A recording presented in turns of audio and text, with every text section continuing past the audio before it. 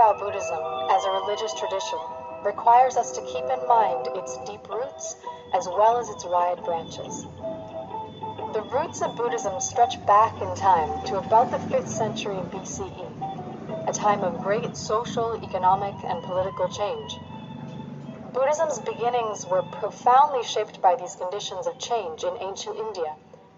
But Buddhism also represents a distinctive and innovative response to these same conditions. While Buddhism has its historical roots in India, reverence for the Buddha, Buddhist thought and practice, and Buddhist institutions spread first throughout Asia and then across the entire world. Thus, to understand Buddhism as a religion, we always have to consider its deep roots in time as well as its wide branches in space. Buddhists see the origins of their religious traditions in the life of a prince named Siddhartha Gautama. Buddhist accounts of his life portray him as leaving behind his royal status, his family, as well as his palace, to set out to find answers to deep questions about suffering and its causes, as well as to find out whether freedom from suffering and death is possible.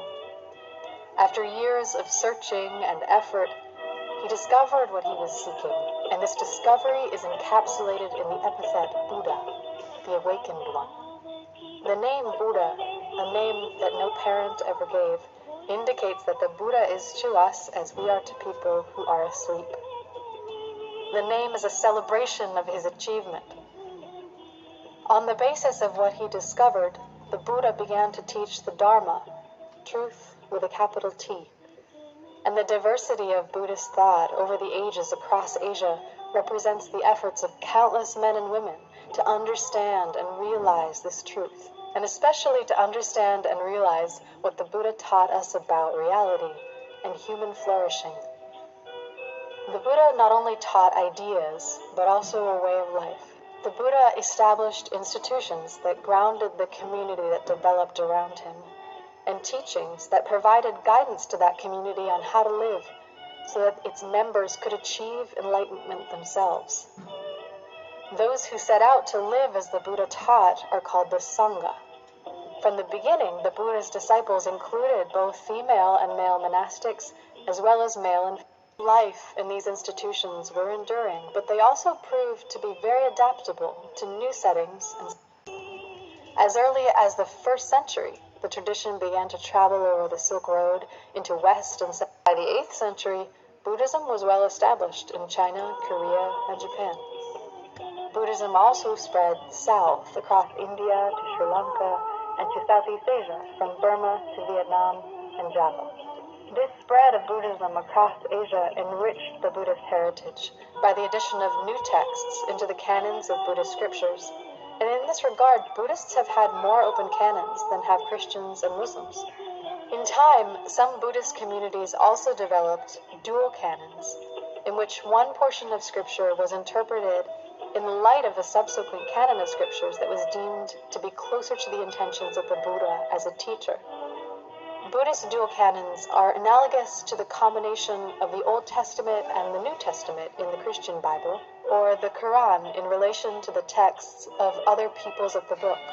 The Buddhist heritage was also greatly enriched by the translation of Buddhist scriptures into many different languages, including Pali and Sanskrit in South and Southeast Asia, to Tibetan and Chinese in Central and East Asia.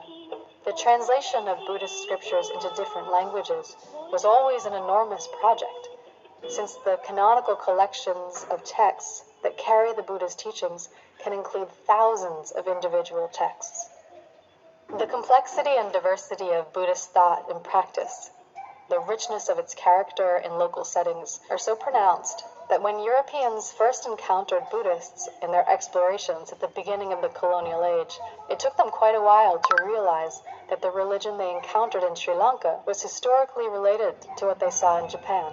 And yet, amidst all the diversity and complexity of ideas, practices, experiences, values, and institutions, we can see that Buddhists still have much in common, and that they share especially a sustained attentiveness to suffering and the stopping of suffering, just as the Buddha said about his long career of teaching. Both formally and now, it is only suffering and the stopping of suffering that I describe.